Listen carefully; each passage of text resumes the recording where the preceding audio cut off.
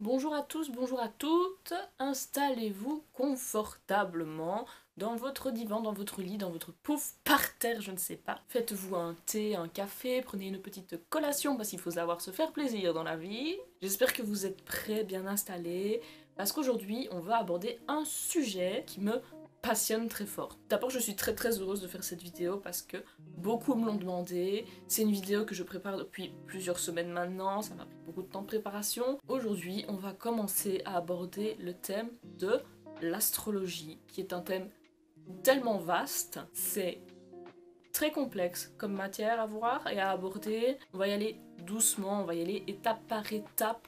Donc normalement, ça devrait aller, ne vous inquiétez pas. Aujourd'hui, on va donc parler d'un astre qui influe très fort sur nos vies. On va parler du cycle lunaire et de tout ce qui s'y raccroche. On va commencer tout de suite, c'est parti mon kiki. La lune régit tout votre subconscient et tout le domaine de vos rêves. Quand vous rêvez la nuit, c'est votre subconscient qui prend le dessus et qui veut parfois vous dire certaines choses, donc on va essayer de comprendre ce qu'il veut nous dire et pourquoi est-ce qu'il veut nous dire ça. Ici, on va d'abord essayer de comprendre comment le cycle lunaire influe sur nos vies. C'est un astre qui symbolise la vie. Donc la lune, tous les 29,5 jours, elle naît, elle croisse, elle arrive à son point le plus haut qui est la pleine lune, elle décroisse et elle meurt. La lune, en fonction de où elle se trouve, à quel moment et dans quelle phase est-ce qu'elle est, elle va dégager des énergies qui lui sont propres en fait. Le cycle lunaire, il commence à la nouvelle lune. La nouvelle lune, c'est quand la lune est totalement noire, on ne la voit pas. Il y a le soleil, puis il y a la lune, puis il y a la terre, ce qui fait que la face éclairée de la lune par le soleil n'est pas visible sur la terre. Donc ça, c'est le commencement du cycle. Les 7 premiers jours, c'est la nouvelle lune. C'est vraiment un moment où on va trier, en fait on va laisser tomber tout ce qui nous encombre, laisser tomber toutes les mauvaises énergies. C'est aussi un moment où on va purifier tous nos outils magiques, c'est très important, donc on va les purifier, que ce soit à l'eau, que ce soit avec de la terre, que ce soit avec de la sauge, bref, il y a 1000 façons de purifier. On va tout préparer pour commencer cette montée d'énergie et commencer à grandir. On va aussi poser ses intentions, vraiment noter, voilà, pour le moment, j'aimerais travailler, je sais pas, sur ma patience par exemple, vraiment tout nettoyer pour commencer à s'élever en même temps que la lune. Du 8e au 14e jour, on est dans la phase du premier quartier. Comment reconnaître si on est dans le premier ou dans le dernier quartier facilement, rien qu'en regardant la lune? En fait, c'est super simple. Quand vous allez regarder la lune, si vous pouvez dessiner un P majuscule, c'est qu'on est dans le premier quartier. Si par contre vous pouvez dessiner un D minuscule, c'est que vous êtes dans le dernier quartier. Dans cette période de premier quartier, du coup, ça va être la montée des énergies, ça va être la montée de votre créativité. C'est là où vous allez commencer à travailler sur les intentions que vous aviez posées précédemment. Vous allez vraiment commencer à poser une organisation. C'est aussi une période pour manifester votre gratitude envers les autres. C'est-à-dire vraiment remercier les gens qui sont autour de vous d'être autour de vous. Le moment pour remercier l'univers de vous donner ces choses. Vous allez commencer votre phase de guérison, votre phase d'évolution de vous-même. On arrive ensuite à la pleine lune. Ces énergies commencent le 15e jour et vont continuer jusqu'au 22e jour du cycle. La pleine lune, c'est le moment où les énergies vont être les plus fortes. C'est pour ça d'ailleurs que quand la lune est pleine, il y a plein de gens qui se plaignent de mal dormir. C'est tout simplement parce que votre subconscient travaille énormément. Vous allez faire des rêves parfois beaucoup plus lucides. C'est vraiment le moment pour vous poser et écoutez votre subconscient, vous demandez tiens, qu'est-ce que mon subconscient essaye de me dire pour me faire avancer. On peut méditer, on va prendre du temps pour soi, on va prendre du temps pour s'écouter, on va prendre du temps pour se remercier soi et remercier son subconscient de vouloir nous dire ces choses pour nous faire avancer justement. Au niveau des outils magiques à la pleine lune, vous pouvez les recharger. Tout simplement, on va les placer sous la lumière de la lune. La dernière phase, c'est le dernier quartier, c'est la redescente de toutes ces énergies. Et cette phase, du coup, elle a lieu entre le 22e jour et le 29e jour. Pendant que ces énergies redescendent, on va profiter justement pour se reposer et pour préparer le cycle qui arrive. On va réfléchir à justement ce qu'on a envie de dégager de notre vie. Pour ça, justement, on va avoir un instinct qui sera parfois plus développé dans ce dernier quart parce que, justement, on a besoin de comprendre et d'interpréter ce que notre subconscient a voulu nous dire à la phase précédente. La pleine lune vous a dit certaines choses que vous n'allez pas forcément comprendre et Pendant ce dernier quart, comme vous allez être moins énergique, je vais dire plus lucide, ce sera vraiment le moment de comprendre ce que votre subconscient essaie de vous dire pour préparer le nouveau cycle et vous préparer à avancer encore. Voilà, voilà. Les énergies de la pleine lune et de la nouvelle lune sont les énergies en général qu'on ressent le plus. Le signe qui sera dans la nouvelle lune et le signe qui sera dans la pleine lune vont vraiment vous donner des énergies très très fortes. Pendant la révolution de la lune va passer 2 à 3 jours dans chaque signe du zodiaque. Le signe de la nouvelle lune sera toujours le même que le signe solaire du moment. Votre soleil il sera là, votre lune elle sera là, et la terre elle sera ici. Contrairement à la pleine lune, comme la lune sera de l'autre côté, le signe solaire sera l'inverse entre guillemets du signe lunaire. Dans votre thème astral, si par exemple vous êtes né proche d'une nouvelle lune, il est possible que votre signe solaire et votre signe lunaire soient les mêmes. Si vous êtes né par contre plutôt proche d'une pleine lune, votre signe solaire sera l'opposé de votre signe lunaire. Comme la lune passe chaque fois dans les 12 signes à chaque révolution, je vais un peu vous expliquer ce que chaque signe demande au subconscient. Alors, on va commencer par le bélier. La lune du bélier, c'est la lune de l'action. C'est une lune qui va vous demander d'agir, qui va vous faire réfléchir sur vos buts à atteindre et sur ce que vous avez vraiment envie. Parfois, ça va être une période de prise de conscience. C'est une lune qui va aussi jouer très fort sur notre impulsivité. Donc, c'est-à-dire qu'on va plus avoir tendance à foncer dans le tas plus qu'à réfléchir et à peser le pour et le contre. Vous allez être hyper créatif, vous allez avoir plein d'envie, vous allez vraiment réfléchir à toutes vos attentions, à tous vos buts dans la vie. C'est vraiment une lune qui va vous apporter toute l'audace dont vous avez besoin pour justement faire ces choses que vous n'osez pas faire d'habitude. Du coup, il faut pas non plus foncer dans le tas et agir n'importe comment parce que il se peut aussi que si, certes, vous avez l'audace de le faire, il se peut que vous vous preniez un mur, c'est possible, donc il faut quand même prendre un peu de recul. Quand la lune se trouve dans le signe du taureau, qu'est-ce qu'elle veut nous dire? C'est une lune qui est vachement complexe, en fait, la lune du taureau. On va avoir besoin de choses matérielles. En gros, on va regarder les récoltes de ce qu'on a fait précédemment. Ce qui est sûr et certain, c'est que la lune en taureau, déjà elle va vous apporter de la stabilité. Parce que le taureau, il a besoin d'être stable et il a besoin d'être organisé. Vous allez avoir des facilités à organiser ce que vous avez envie de faire. Par contre, il faut faire très attention parce que comme le taureau est hyper matérialiste et il a besoin de son petit confort, il faut pas non plus sombrer dans la possessivité. Donc vous devez vous approprier ces choses sans pour autant avoir une emprise sur ces choses beaucoup trop importantes qui va vous empêcher de voir correctement. Bref, le signe suivant, le troisième signe du zodiaque, c'est les Gémeaux. Les Gémeaux, c'est des gens qui sont très sociables de manière générale. C'est vraiment une lune qui va remettre en question nos relations. Est-ce que ma relation avec cette personne a toujours du sens ou non?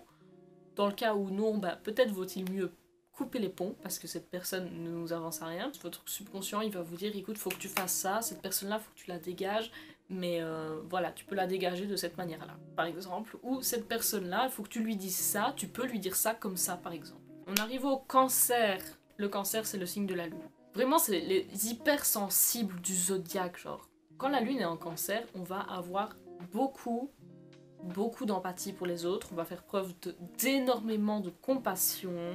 C'est très bien parce que justement on va sentir des choses que on ne sent pas forcément, mais vous allez peut-être vous sentir épuisé émotionnellement. Quand vous ressentez trop de choses, c'est hyper complexe de mettre de l'ordre dans votre vie. On arrive au Lion. Ça va être vraiment une période de développement personnel. Vous allez penser beaucoup à vous. Mais on sait aussi que les lions, ça peut faire vraiment preuve de beaucoup d'intransigeance. C'est-à-dire que vous allez penser beaucoup à vous, vous allez essayer de vous développer personnellement, mais c'est pas pour autant que vous allez devoir imposer vos choix et vos envies à celles des autres. On se calme, on prend une respiration, c'est bien de se centrer sur soi, c'est bien de prendre du temps pour soi, pour créer des choses et élaborer nos projets. Mais c'est pas pour autant que tout le monde doit penser comme nous. C'est une période où on va avoir envie de liberté, c'est une période où on va avoir envie de s'exprimer, de montrer qui on est. Vraiment faites ça sans empiéter sur les autres si possible, ce serait pas mal. Voilà. la lune en vierge, la vierge n'est soumise qu'à son propre opinion, donc c'est une pleine lune où vraiment on va prendre son indépendance, on va faire le point sur toutes les tâches qui sont à accomplir, mais attention parce qu'on sait que les vierges c'est un signe qui peut vraiment virer à l'anxiété. Tout simplement parce que quand vous allez faire la liste de vos tâches, il se peut que vous ayez beaucoup de choses à faire. On ne s'en va pas à se dire que ah bordel de merde ça va jamais aller. On respire un bon coup et on planifie tout et tout va très bien, d'accord. Ensuite de balance, vous allez chercher à trouver votre harmonie intérieure. Quand la lune est en balance, votre raison va prendre le dessus sur votre passion. Vous allez vraiment vous poser 1000 questions, c'est genre la période de l'introspection, vous allez vous poser le pour et le contre pour tout et n'importe quoi. Vraiment, vous allez tout le temps réfléchir pour justement harmoniser, ou essayer en tout cas d'harmoniser tout ça. Le signe suivant, c'est le signe du Scorpion. Les Scorpions, c'est de loin le signe le plus instinctif du zodiaque. C'est aussi le signe de la sexualité. Le Scorpion, de nouveau, c'est un signe d'eau, donc c'est aussi un signe comme le Cancer où vous allez ressentir beaucoup d'émotions qui viennent un peu de partout. C'est un moment pour vous retrouver vraiment seul avec votre inconscient et l'écouter à fond parce que votre instinct, quand la lune est en Scorpion, il va être genre massif de ouf, tu vois, genre votre instinct ne va pas vous tromper vraiment. C'est un peu le signe de la nostalgie aussi. Vous allez un peu vivre dans le passé à ce moment-là. Faut pas sombrer dans la déprime, d'accord les gars, ce qui est passé est passé, d'accord, tout se passe bien. Les suivants, c'est les petits Sagittaires. Le Sagittaire, c'est vraiment une période d'écoute de son corps. Le Sagittaire, c'est vraiment le moment où vous allez pointer le truc qui va vous faire avancer. Donc vous allez vraiment avoir besoin d'être seul, avoir besoin de vous reposer et de prendre beaucoup de force avant de passer à l'action. Et c'est tout pour le Sagittaire. Ensuite, on a le Capricorne. C'est une lune qui est propice à organiser vos projets vraiment sur le long terme. C'est de nouveau une période d'introspection. C'est une période où vous allez déconstruire pour reconstruire. Il est possible que votre Capricorne décide d'être ultra impulsif. C'est pas grave, on prend 2 minutes pour se poser, on ne fonce pas dans le tas, d'accord? C'est pas parce que ça vous paraît être une bonne idée que ça l'est forcément, hein, on évite de foncer dans le mur. La lune en Verseau, que nous dit la lune en Verseau? Le Verseau, c'est un signe qui ne veut jamais faire comme tout le monde. C'est un signe qui a besoin de se sentir différent, c'est un signe qui a besoin d'énormément de liberté. Vous allez totalement mettre de côté le regard que les autres peuvent avoir sur vous. Vous allez faire le point sur vos valeurs. Vous allez du coup pouvoir vous débarrasser de tout ce qui est superflu, tout ce qui ne vous intéresse pas ou ne vous intéresse plus. Le Verseau en général n'a pas besoin qu'on lui dise comment faire, où le faire, pourquoi le faire. Le Verseau en général, il sait et il ne veut pas savoir ce que vous en pensez. Mais justement, cette période de lune de Verseau, il faut faire attention à ce que les autres vous disent aussi. C'est une période de partage, vous allez devoir partager avec les autres. C'est pas seulement vous qui devez dire aux autres ce qui vous intéresse, les autres ont aussi le droit de vous dire ce qui les intéresse eux. C'était tout pour le Verseau et on passe au dernier signe du zodiaque qui est le Poisson. Le Poisson, c'est un doux rêveur. Le Poisson, c'est de nouveau un signe d'eau, donc de nouveau, coucou la sensibilité. Il est possible qu'en Poisson, vous soyez de nouveau un peu nostalgique, qu'il y ait des vieux sentiments qui reviennent à la surface, que vous pensiez avoir oublié. Eh ben non, ça revient en mode « Salut, comment ça va ?» Ne vous laissez pas submerger par ces sentiments qui remontent à la surface. Il y a probablement des choses à faire là-dessus et à travailler là-dessus, mais c'est pas parce qu'ils remontent qu'ils sont vraiment là. Déjà, vous allez avoir vos sentiments à vous, qui seront exacerbés, et en plus de ça, vous allez avoir les sentiments des autres. C'est le bordel, hein. On sait pas forcément ce qui est à nous, ce qui n'est pas à nous, d'accord? Il faut faire le point.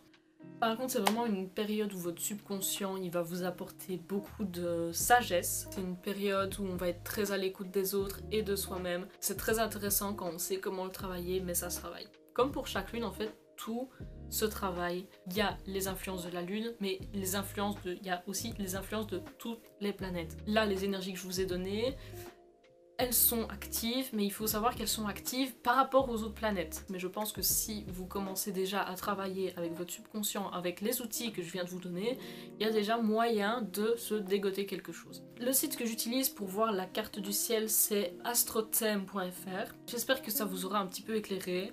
Sur mon compte Instagram, je continue toujours de faire des points à la pleine lune et à la nouvelle lune pour un peu vous aiguiller et pour que vous compreniez un peu comment ça se passe. Au niveau des livres, j'ai lu Gardienne de la Lune, qui est un livre ultra intéressant. C'est vraiment un livre axé à 100% sur la Lune. Ce livre sera à gagner sur mon compte Instagram et sur ma page Facebook. Voilà. Comme ça c'est dit, vous savez. Bon, mes petits choux, j'espère que ça vous aura plu. Je vous retiens pas plus longtemps parce que je pense que cette vidéo sera déjà vachement longue et je m'en excuse, mais je pense que c'était nécessaire pour vous expliquer, pour que vous puissiez bien cerner tout ça. Donc vraiment voir que ça vous intéresse et que vous me posez des questions chaque fois, genre, ça me touche tellement, genre ça me fait hyper plaisir de voir que ça vous plaît. N'hésitez pas à partager ça autour de vous. Les prochaines vidéos à mon avis ce sera plus tard parce que là je vais rentrer dans une période d'examen assez hardcore, surtout qu'on va avoir la rétrograde de Mercure et tout, le bordel, ça va être super génial. Je vous fais d'énormes bisous, je vous retiens pas plus longtemps et je vous dis à très bientôt.